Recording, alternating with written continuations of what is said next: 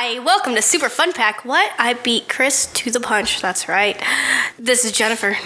Because guess what, guys? I hate being called Jen. I hate it with a passion.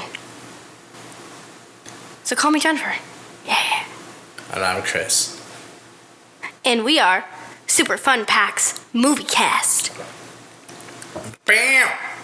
Bow. That's a cat. Because we're going to be talking about Black Panther today. Yeah, it's a big kitty. Big kitty. Down, kitty. Well, before we get into... Why are cats usually associated with women, but Black Panther is a man? Well, Interesting. Mm-hmm. Even the goddess in that movie. Well, let's get into that a little bit, but... Before we do that, we always bring you first the... What episode number is this, Chris? This is the 15th episode. And who has a tight butthole? You do. That's right. Okay. Nothing gets in, nothing gets out. Now we can start. My butt hurts. FYI. Not the hole. My gluteus maximus actually hurts. I think I pulled something. It's from all the jujitsu. Okay, now we're good to go, because I had to say that. So, should we just get into the news, or should we just, talk or rant a little? News. Alright.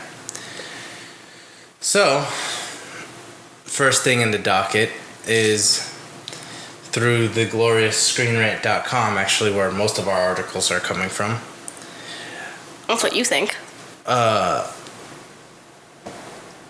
Aquaman, Dolph Lundgren's character, is... Who's Dolph Lundgren? Dolph Lundgren. Have you ever seen Rocky? No. You haven't seen Rocky, Rocky 2, Rocky 3, Rocky 4? Oh, man. So it's going to be oblivious to you. Or Oblivious to me. Oblivious. I'm smart. Dolph Lundgren is the main villain in Rocky 4. He's the big Russian guy that goes, "I'll break you." Never seen it. Apparently, his character's backstory in the Aquaman movie will be completely different from what it is in the comic books. So the actor, not the character from Rocky. Rocky has nothing to do with this. You weren't listening. I'm confused. You just said Rolf Duganumber. Dolph Lundgren. Is that a character or an actor? Okay, it's playing a character in Rocky Aquaman. 4 fame. But he's playing a character in Aquaman. So what does Rocky have to do with it? He's from Rocky 4. Are you trying to get me to place him? Yeah. Oh, that's why I got confused. I don't know what Rocky had to do with Aquaman. You're connecting dots that don't need to be connected. Sometimes I don't listen when you speak. I think that's all the time. You just go, "No, he's talking." A lot of noise comes out and it means nothing. You know like those the peanut parents and gallery. yeah. Okay, go back to what you were saying. His character's different. Got it. All the comic book nerds are now going to be like, "Wah!" Is that what you're trying to say? Maybe. What's the big difference? I don't know if they're discuss it in this article, but Honestly, I don't give a shit about Aquaman. I kind of like Aquaman in the Justice League movie, even though he just goes "my man" all the time. I like that better than guy who talks to fish. I like Barnacle Boy and Mermaid Man and Barnacle Boy. I think they're better than Aquaman. Yeah, see, that one's great too, but he's gonna play King Nernius,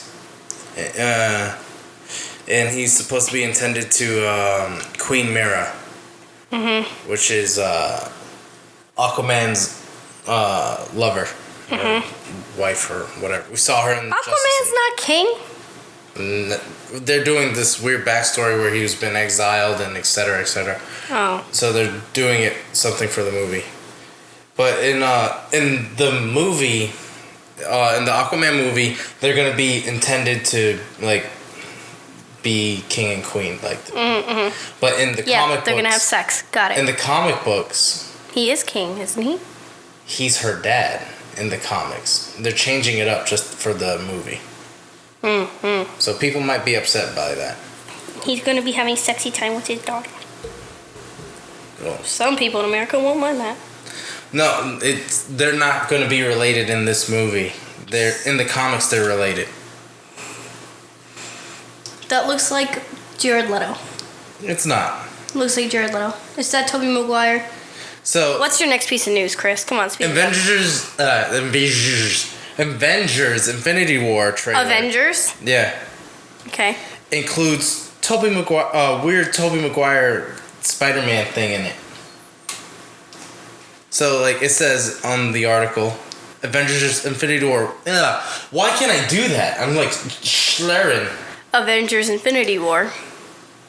Weird trailer includes Tobey Maguire Spider-Man. So Tobey Maguire is in Infinity Wars?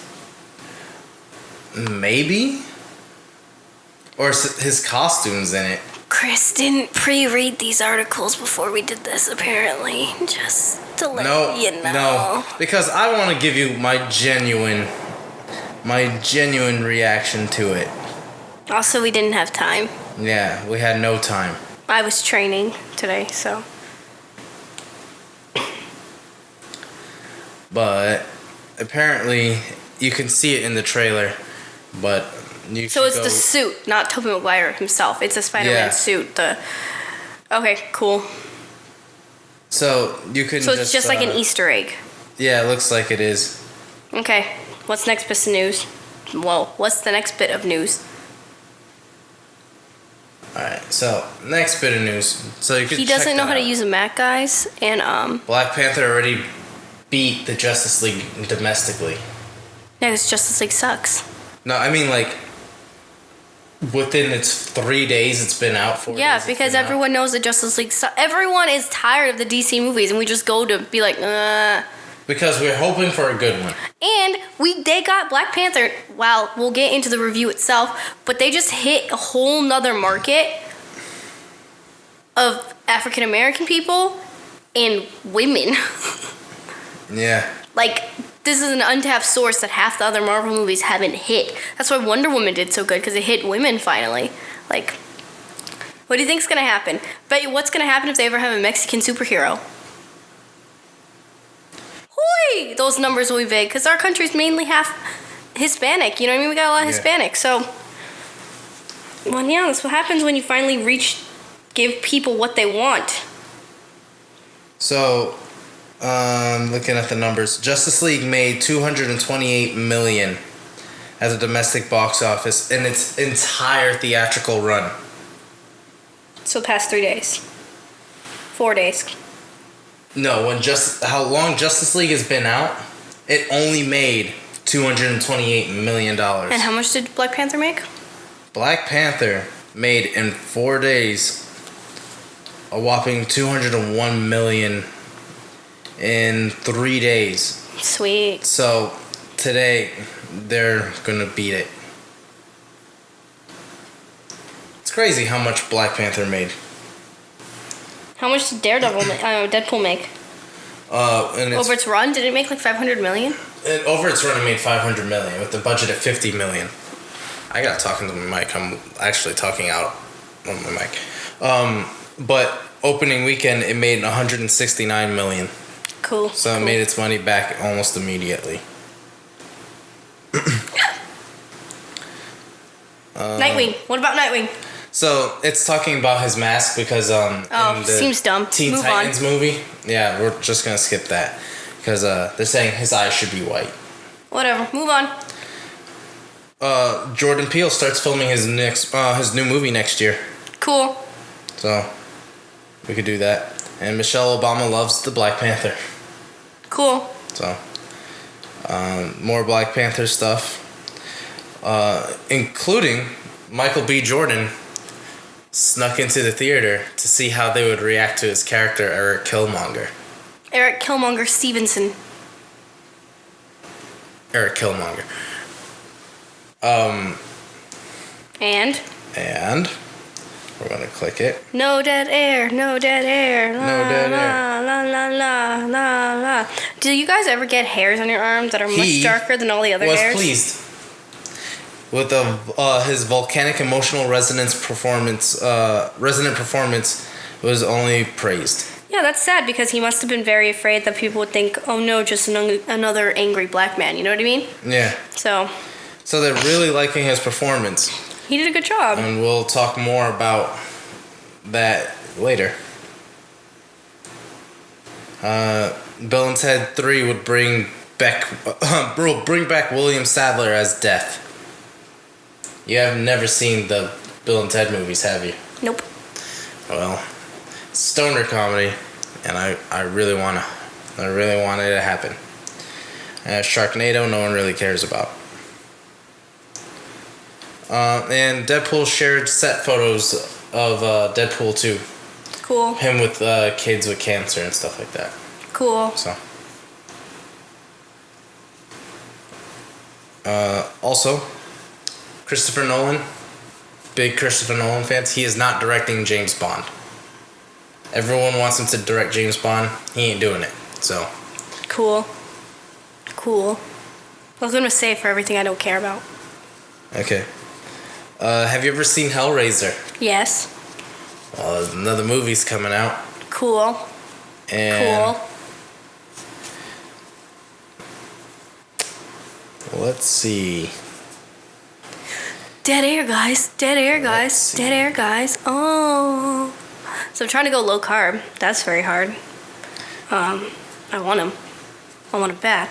In fact, after this podcast, I'm going to steal a car and drive to Burger King and get myself the Bacon King and eat it all. That's what's going to happen. And Chris is still reading. God. Black Panther might beat Avengers in the box office. Yeah, for the same reason why I literally just said it. And nothing really of note. There's nothing really going on like in movies this week or next week. It's mainly just Black Panther. Actually, I read a really interesting article about Black Panther. I guess we're going into the review a little bit, but this is no spoilers or anything. I think Liev Schreiber is going to be playing Peter Parker in the Spider-Verse movie. Cool. I don't know who that is. Neither do I. Black Panther was really interesting because they keep throwing around this word Afrofuturism. Hold on, before I end the news. You like Halloween? No. The movie or the holiday? No. Well, Jamie Lee Curtis is signed back on for Halloween. God, let this man die. And, hold on, it's going to be a 61-year-old Michael Myers with a 61-year-old Jamie Lee Curtis running around. This is going to be fun. Oh, sorry guys, I hit the Old mic. people stabs. This is probably going to be just as bad as when there were young people stabs. And, yeah, that's pretty much it. Unless you want to know about Detective Pikachu and its trailer coming out. But that's it for the news. It's very quick. Not really. That was very slow. You're a slow reader. Alright. Hurt my feelings. Yeah.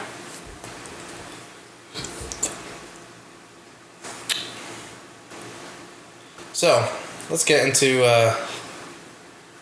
the review of Black Panther.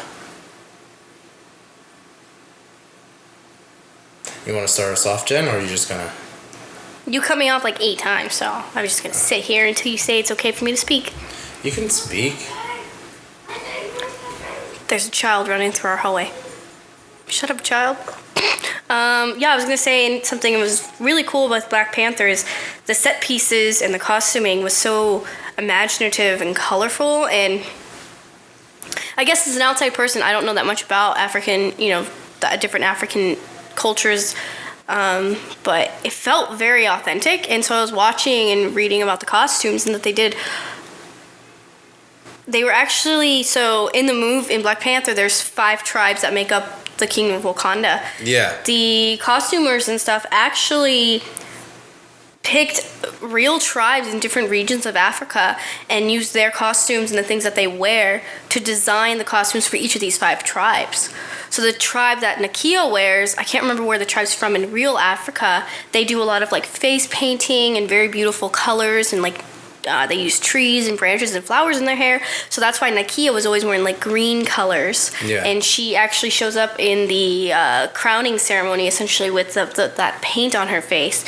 And the neck rings come from a different part of the culture, and a lot of the Queen's Guard women were wearing those neck rings. And they were actually a lot of the costuming elements were based off of real historical places and tribes and people, and then they just gave them their own twist to give it this kind of futuristic scientific feel, but it was all still very authentic to the African culture, which I thought was really cool because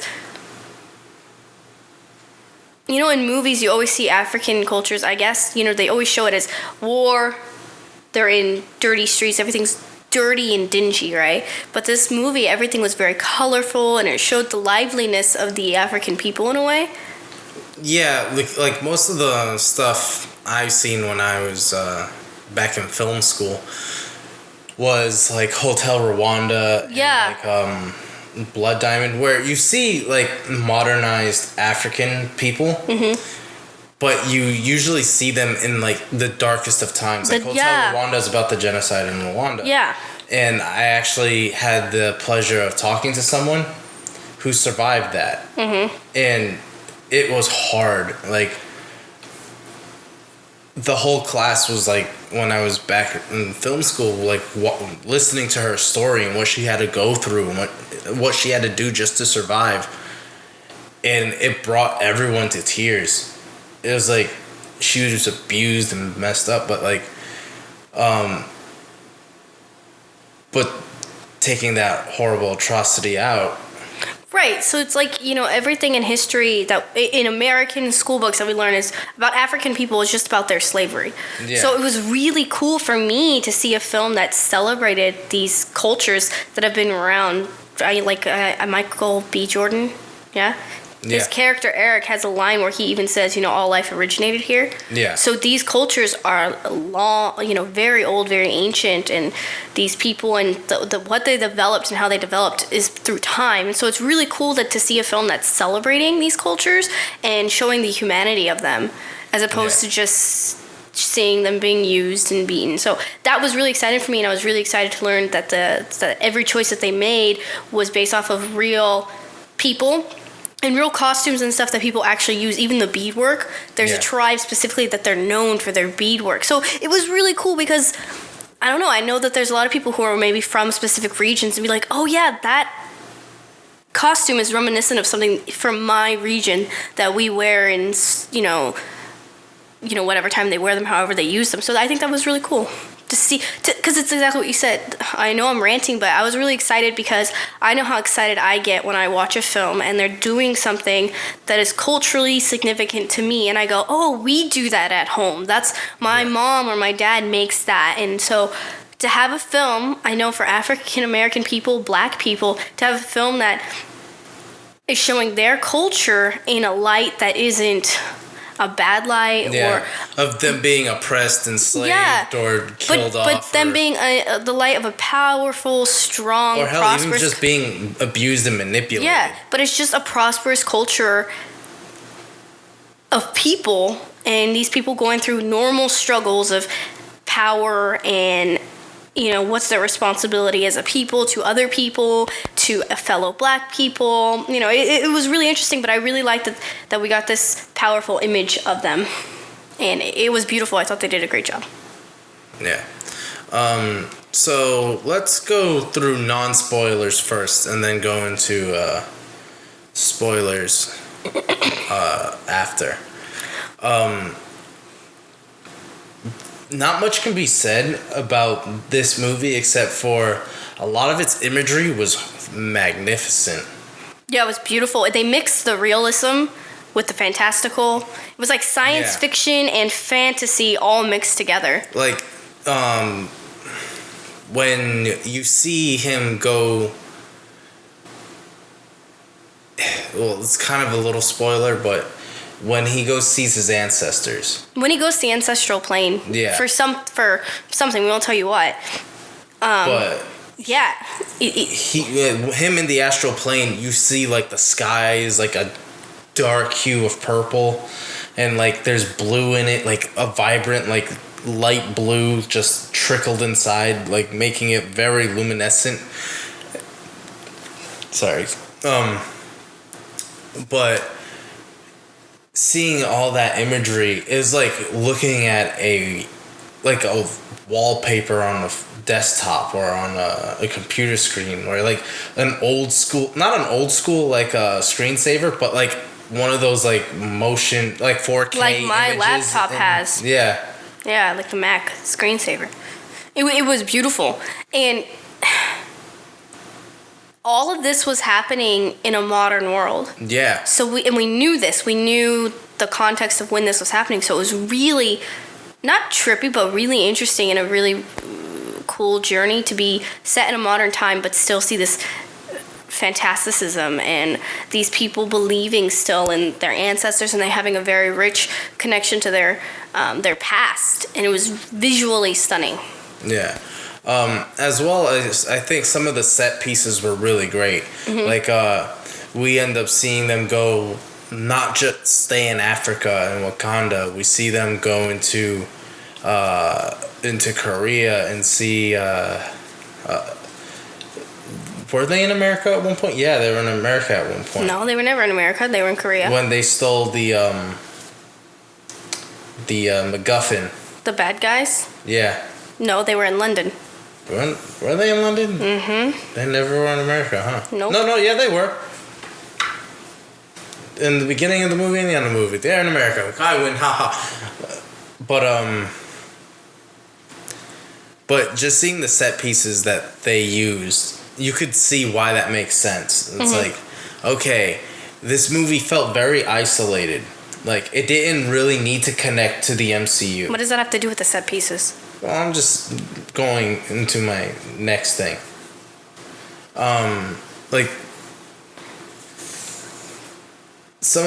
Going back to set pieces, I just recalled seeing all the technological advancements that the Wakandans made and produced as a culture. It's nothing like you've seen in like any of the other movies, like Iron Man or just Iron Man, because he's the most technologically advanced. These people are meant to be more advanced than everybody. They're just hidden. So it was cool. The sets, the pieces, everything. In that same frame of mind, though, sometimes they overuse the CGI, and some of the effects, like it was fantastic and beautiful, and sometimes they would do things where I was like, what? There was a scene where they like money gets thrown, like a box of money gets thrown. Yeah.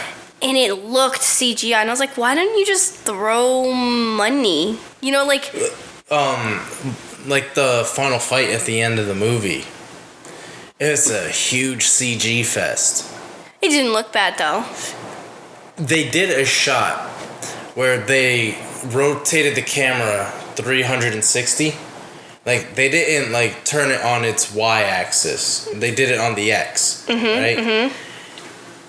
And it was just them turning around, like, holding each other in place in a certain area, right? But there was no need for that CG element there. Like, you could have just put the two people in the costume fighting each other, but they put the CG all over it. No, you couldn't. They had to be CG in that moment because of the situation of what was happening. That their suits weren't working. Remember? So it had to be CG because they were showing that it wasn't. This is before that. Oh, well, I don't know. But yeah, they definitely, I don't know at that exact moment. But yeah, they most definitely had moments where I was like, you could have chosen not to do CG, and it was CGI, and it would have been kind of cleaner and not as drawing. Like some of the effects kind of took me out. There's an ice effect. I don't know if it was CG. It looked CG to me. That was practical. It was glimmering when they touched it. That was practical. It looked bad. I didn't get why they didn't just use ice. Like, they use a lot of fake snow in movies, and it's because it's cheaper and easier to make than real snow.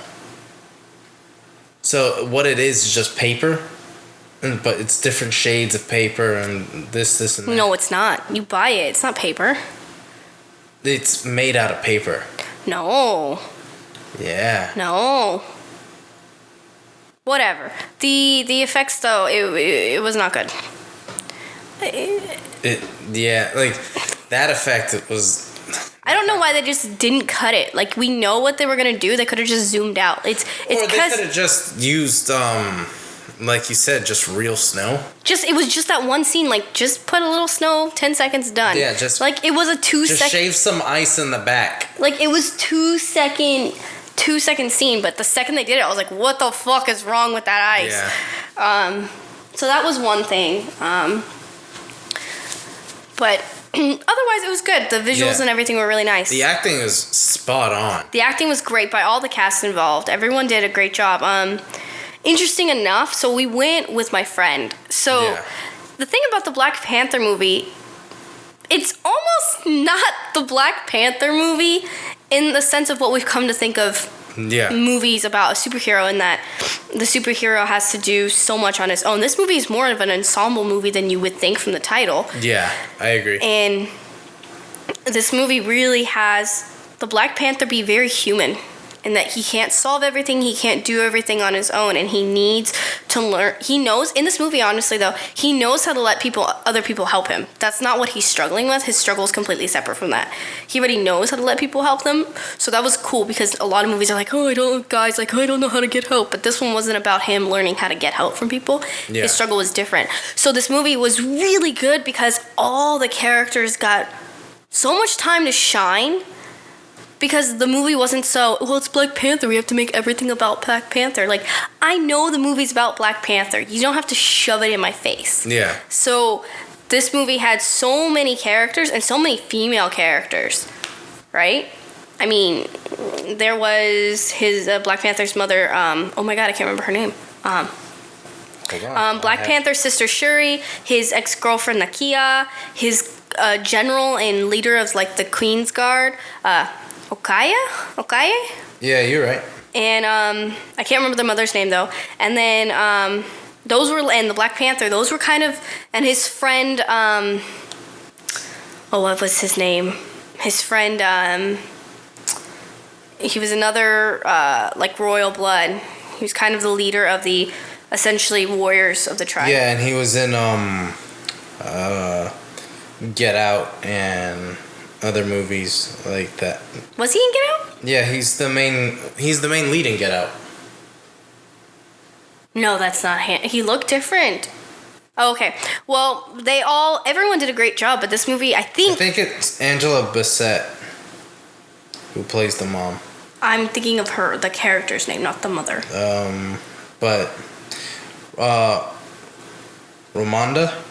Ramonda, okay. Is that? I don't know, love. But,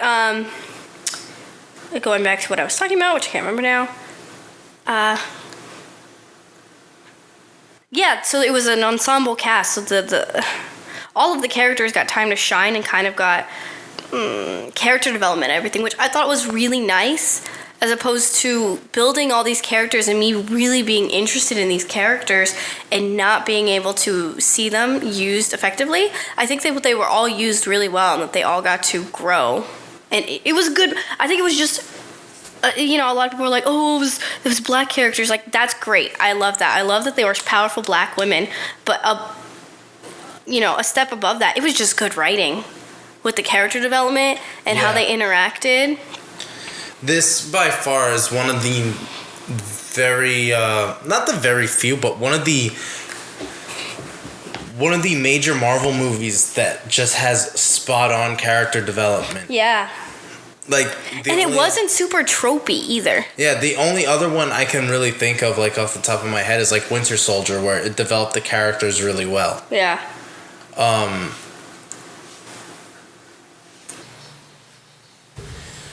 Sorry, we had to pause it for a quick sec. So what were we talking about? The writing. Oh yeah, the writing's really good. Yeah, most definitely is. I really enjoyed this movie, the characters and everything.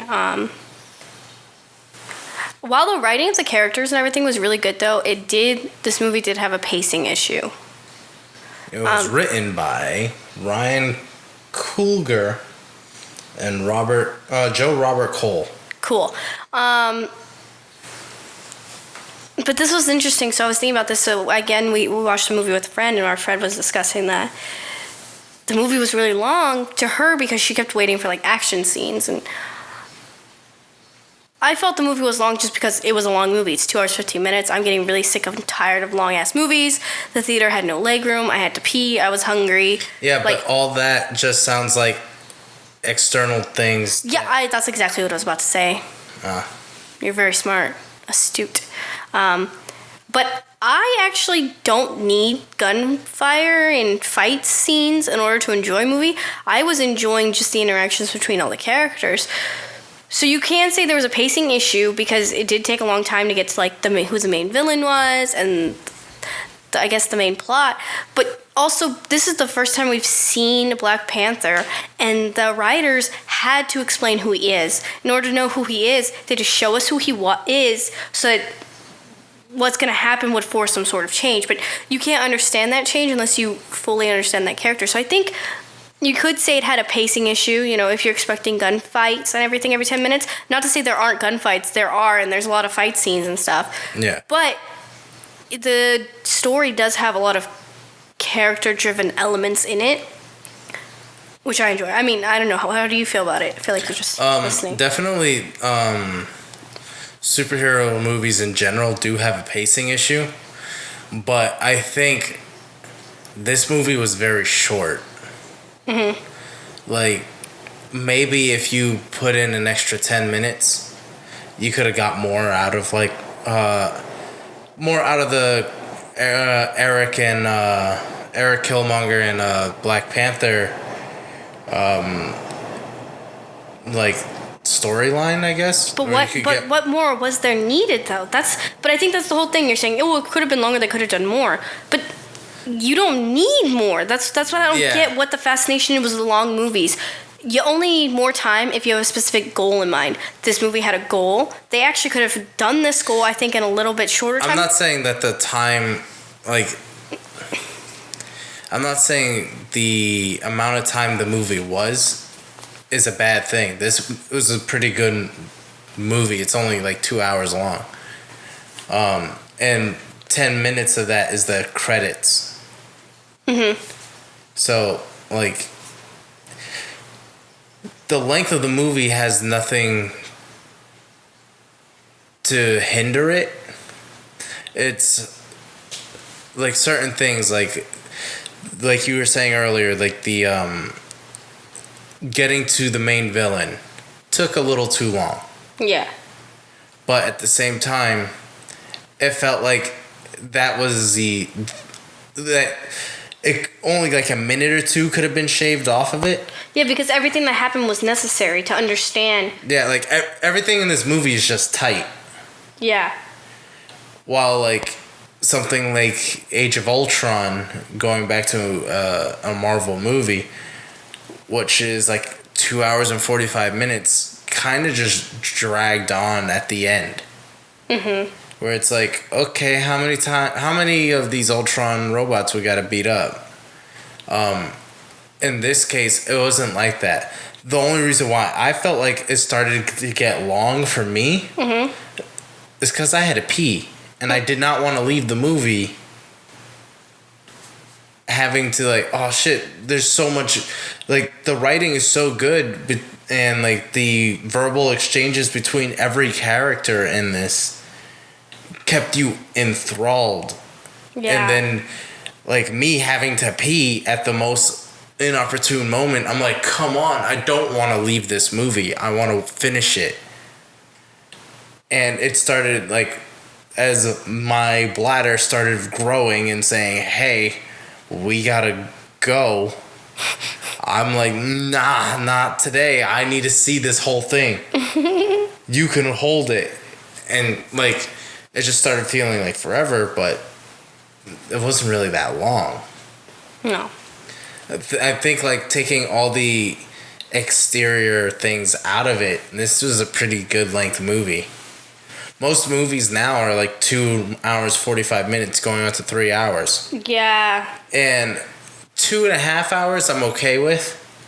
A 2 hour and 45 minute movie I can deal with. I can deal with it if it's really good. Yeah. If it's not that great or if it's real boring, I'm gonna have a hard time like getting to the end.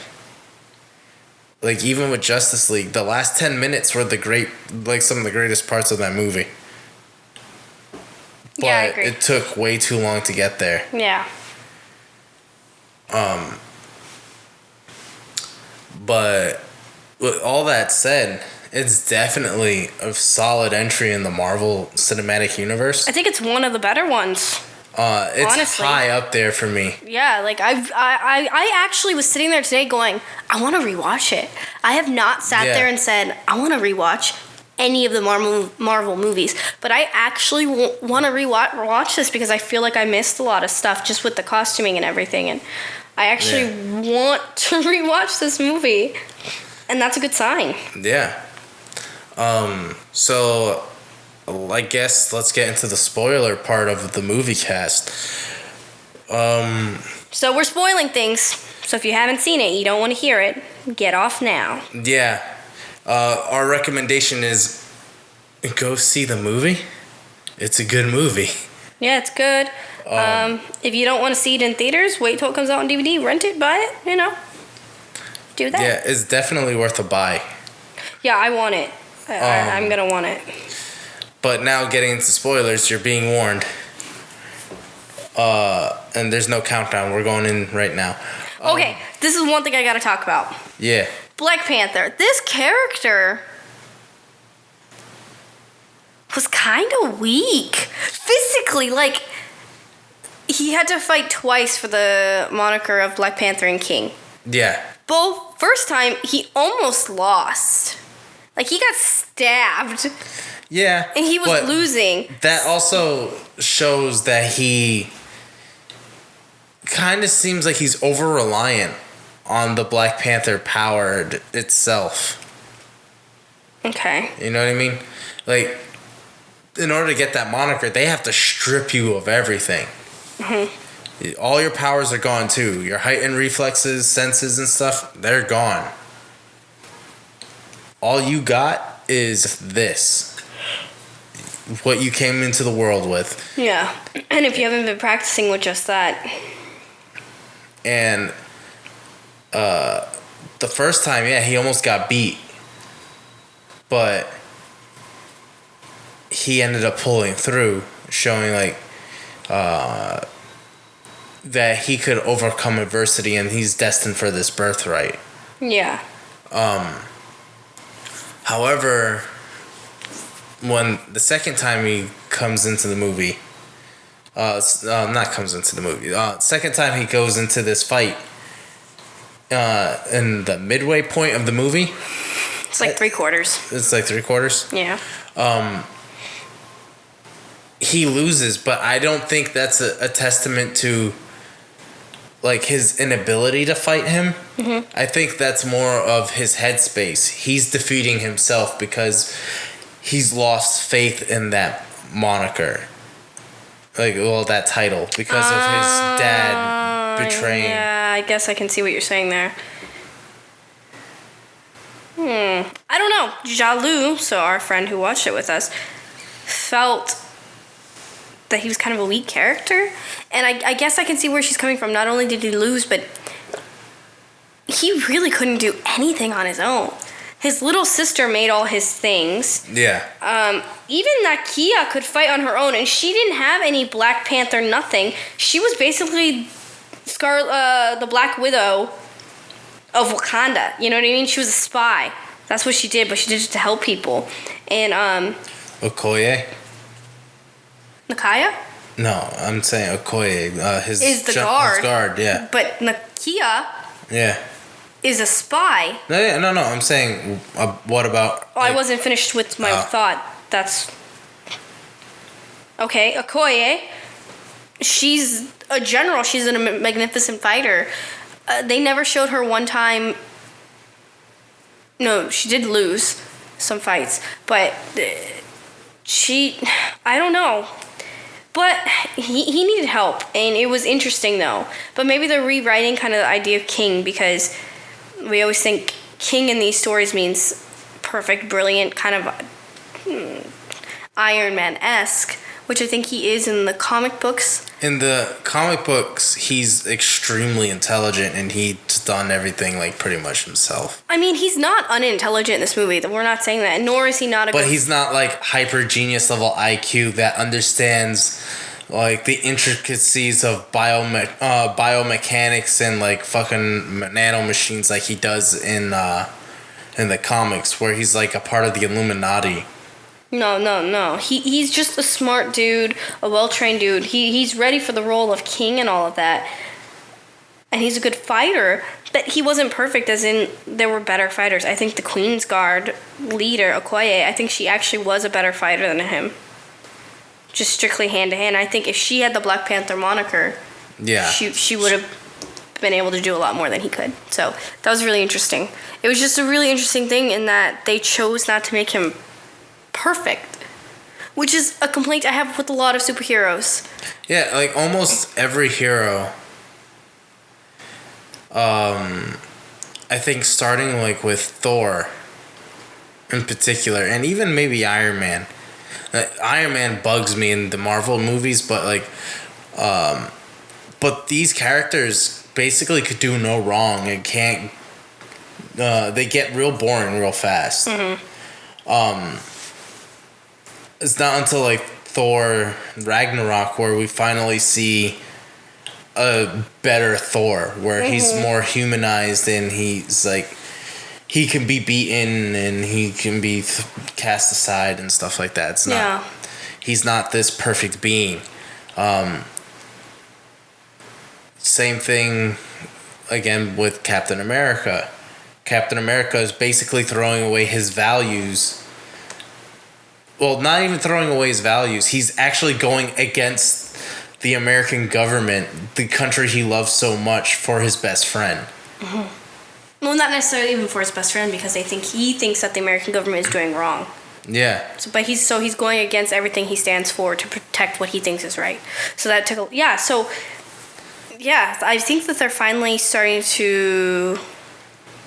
And then like even Spider-Man: Homecoming, he's not perfect. He's not perfect at all. He fucks up a lot, but that's what I always liked about Peter Parker. Peter Parker was never perfect. Yeah.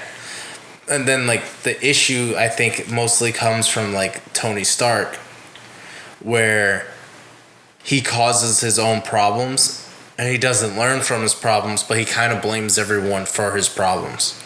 Yeah, a little bit he does. It's like I think that's the whole Civil War. So, like Civil War and even Age of Ultron. Yeah. He's like, we can't have anything like what happened in New York happen around the world. He creates an army of Iron Man robots and it becomes Ultron. And he goes, oh, well, it wasn't my fault. Yeah. Well, but it was. You made it. And then it nearly kills everyone on the planet. And then here comes Civil War. And he's like, we can't have anything like that happen. Our power is unchecked. Yeah, I remember fighting the Hulk in the second Avengers movie, all through Africa and fucked it up. But, I'm Iron Man and the Hulk was being bad. Dude, you fucking killed so many people. Yeah. No. Yeah. On one hand, you can say, like, was it bad that they're doing this because he's supposed to be a superhero and all this crap? But on the other hand, on the human side, you can say it makes him much more interesting and fun character to watch, explore, and to grow, because you actually feel like he might fail.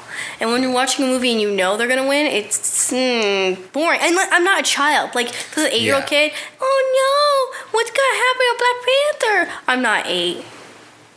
So, I prefer more creative and more human characters than that, who just happen to have, superhuman problems. Because, like, it's okay to have a character that's, like weak story-wise. It's okay to have that. That happens sometimes. Right? But I kind of realistically shouldn't because they're paying billions of dollars to make these things. Yeah, but like it's this saying like I have. It's like you could eat a nice fancy steak, right? And you're gonna enjoy it. You're gonna remember that meal. Like it's gonna be like a 10 on 10. Mm-hmm. But then at the same time, you go home and you're feeling snacky. And look, there's a bag of Doritos. What happened to that bag of Doritos after an hour? It's no longer there because you ate all the Doritos. We characters to me are like Doritos. If you like it, then you can like it. It's fine. They're just Doritos. They're not this memorable thing. But in this case, Black Panther is very much like that steak dinner. While like Thor 1, 2, and Iron Man 2 and 3 are the Doritos. Are the Doritos where you're of like, the Marvel universe. You can watch it and you can snack on them and you're like, oh, that was fine. Do you remember what happened in it? Not a damn thing. But I'll remember what happened in Black Panther. No, it was nice. So, what'd you think of the villain, Eric? Before I get to Eric, I want to talk about Ulysses Claw. Fucking Smeagol. Mm-hmm. I think he fucking nailed it. He did a good job. I honestly was confused about his character because all of a sudden they were all arguing about this Claw guy, and I was like, who the fuck's Claw? And like, he stole our Vibranium. And I was like, he's literally, did this happen in another movie and I didn't know about this? You didn't see him steal the Vibranium, but he was a big pivotal role in getting Vibranium for Tony Stark for Ultron. But when did we hear about this? Age of Ultron. So years ago. Because when they started talking about it, I was like, wait, what the fuck's happening? Literally in Age of Ultron, he gave Ultron Vibranium so he can infuse his own body. I don't remember this. Yeah. I don't know if it's because it was so long ago. Age of Ultron is also Dorito. Yeah, but they didn't even talk about him in the beginning. All they were like, oh, this guy, Vibranium, blah, blah. And I was like, wait, what the fuck is happening? I didn't know who he was. Yeah. I knew nothing. So that actually bothered me. That was one part that I was like, and I think they assumed, like, everyone's seen this movie. And I was like, yeah, but it was 5, 10, 3. This is, I think, the 12th movie in the franchise. It's a lot of movies to keep straight, okay? There's a lot of movies. But I think Ulysses Claw fucking nailed it. But getting into Eric, I think they've done really well with this character. Yeah. I like the movie version over the comic book version. Mm-hmm.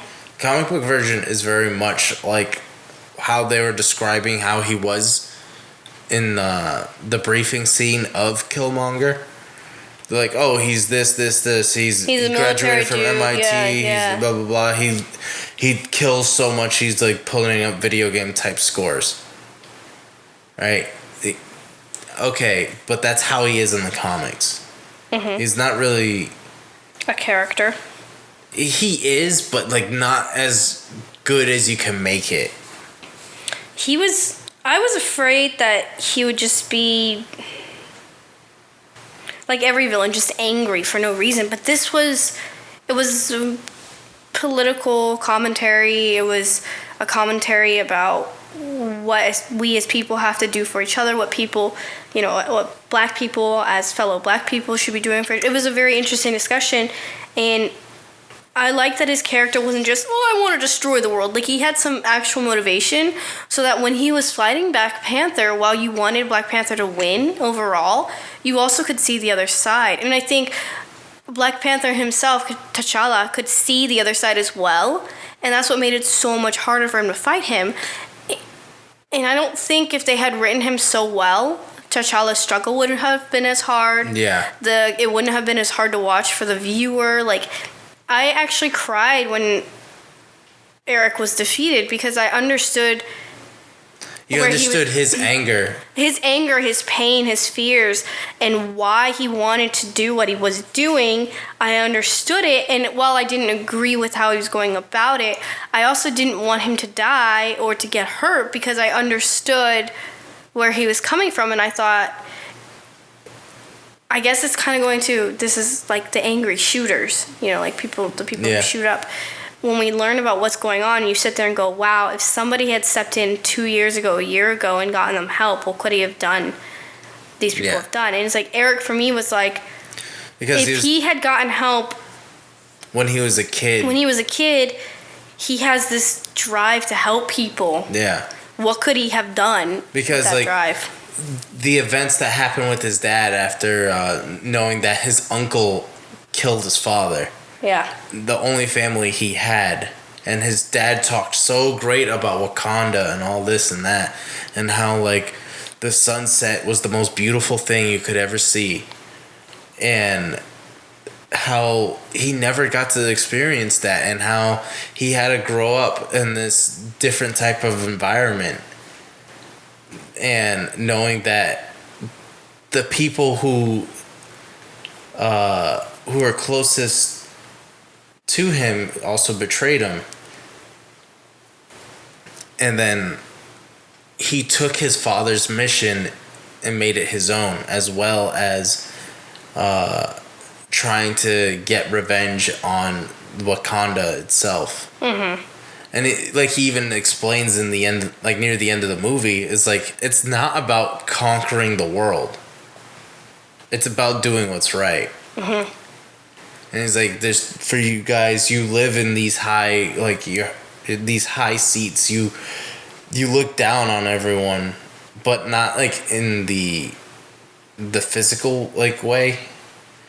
It's just their class. They're classist. Yeah. Yeah, got it. And it makes it harder for those people to care about all the other people around the world, because look, they're living fine. And he even says that. He's like, you're living fine. You're living cushy up here. But people like us are always dying. And we're fighting each other and fighting against people who are oppressing us. It's a simple thing that Eric and T'Challa were foils for each other. Yeah. One grew up with privilege and one grew up without privilege, and they both had the same mission. Like T'Challa already was thinking like he wanted to help more people and stuff. So they were just foils to each other. One person got nurtured and loved, and one person got abandoned by the people who should have been able there.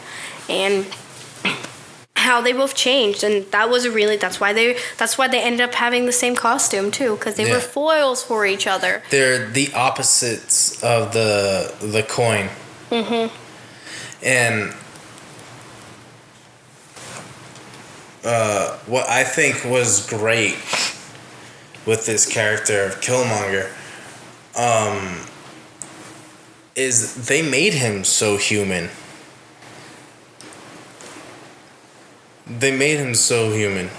Yeah.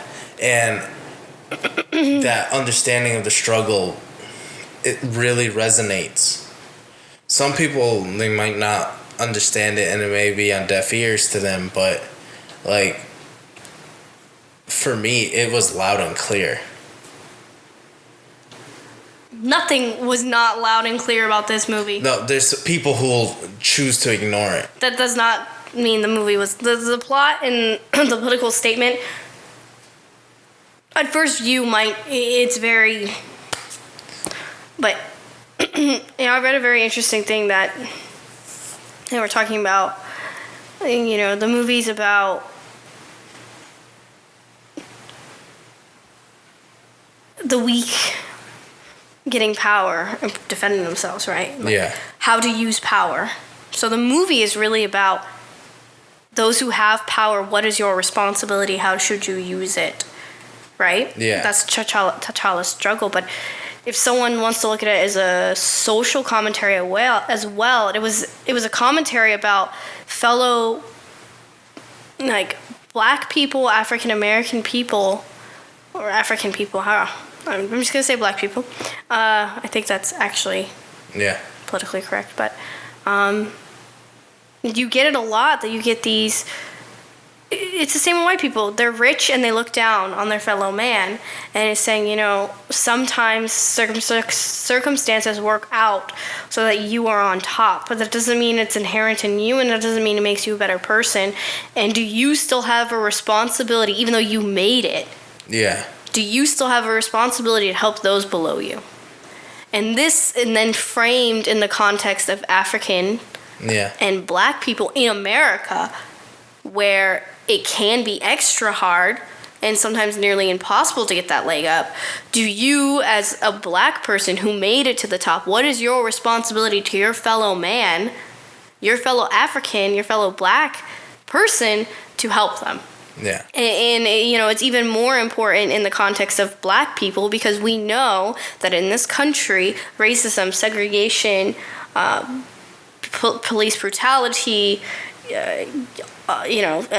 sexism, because African women and black women experience even more sexism sometimes. So it's like all of this all mixed together and directed explicitly towards fellow black people. So yes, you can have that surface image, but then you can dig more deeply into it. So I don't know. I liked it. I liked it a lot because I thought it was a very cool movie. And I thought they had some interesting points, and I thought that it was a very good social commentary as well, which Black Panther is known for his subversive messages. Black Panther and the X-Men are very close with that, because when it comes down to the X-Men, Xavier and Magneto are the Malcolm X and Martin Luther King of the mutant world. And they go through their own segregation, their own violence, but not their own enslavement. Mm-hmm. Unless there was one like that, but I don't remember.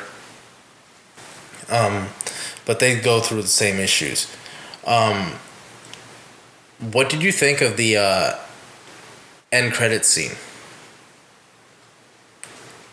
Him, T'Challa, talking about that Wakanda's gonna open up. Okay.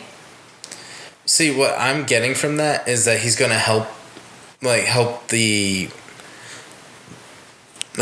not the world government, but the world be able to defend itself and give it a bit of vibranium weapons and I don't think he's gonna give up any of the weapons. That'd be stupid. Because no. Infinity War is coming. We'll see what happens. And then Thanos is gonna be there. And then what was the other end credit? Bucky. Bucky. Which we all knew he was alive. I was really happy with that one. Yeah. But what do you want if there is going to definitely be a sequel to Black Panther, but what do you want from a sequel? I don't want a sequel about Black Panther. It's gonna happen. No, I want the sequel about all the characters besides Black Panther, because I think they're more interesting. The sister's more interesting. The Queen's Guard, Okaya, Nakia. Even the mom. This society was very futuristic, right? Yeah. But they decide who's king based on who's the most physically powerful. If the world was fair, if they were so futuristic, he would not have been king. Yeah, but they are. Let me just finish the point. He's a cool character, but I'm more interested in the other characters. Yeah. I'm saying, what do you want from a sequel? I just told you. You just said, I don't want one. I want Yes, so I don't want a Black Panther movie. I don't want a sequel. If you're going to make it, instead make, I don't know, call it something else. Wakanda. Call the movie Wakanda. And be about these women living in a patriarchal society and how they were able to change a society so that it's more, what's the word for equal? Egalitarian? Agrarian? Something like that. It means equal among the genders. I just can't remember how to pronounce it. That would be an interesting movie. But another movie about a person trying to figure out how to be king, well, I just had that movie. So that wouldn't be a good movie. Is it going to be him and Nakia breaking up because all of a sudden the X-Men are in, and in the comic books he's married to Storm? That's just the fucking love story. I wouldn't be interested in that either. So I don't know. What do you want? I want Eric back. Be specific, please. I want Eric back. Because I think you could do so much more. Not like a buddy cop team up with the two. But I want... You want another fucking Loki. Not a Loki. Loki and Thor now are buddy cops. They're like, oh, Loki, and Thor wagging his finger, and they're working together. I want them to be those opposites where one is constantly trying to foil the other, somewhere down the line or somewhere closer. But I want them to delve deeper into the lore of Wakanda and the natural enemies of Wakanda. Okay. And like bringing, and like just use Africa as the whole continent and country of Africa. Like Africa's not a country. The continent, sorry. The whole continent of Africa, and explore it. Because if there's something like Wakanda, there's probably something else. And you could do something with that. Don't know what, but I want to see more of these characters interact with one another. Like, I just don't want to lose these wonderful characters that they made in Black Panther. I don't want to lose them all and just become another ensemble in a big Marvel team-up movie. As long as they keep having the same writer and same director, I don't think that would happen. But if they definitely need to give time. If they don't give them time, it's like, all right, we need another one by next year. That's not going to happen. But Marvel's been pretty good with that. Like, they're learning from their mistakes and they're making the directors actually have some creative liberty with their things. Because Thor was completely different. Yeah. So they're learning. Yeah, they're learning. That's cool. It's not you're following the Marvel formula too much. Like, I was getting sick and tired of that goddamn formula.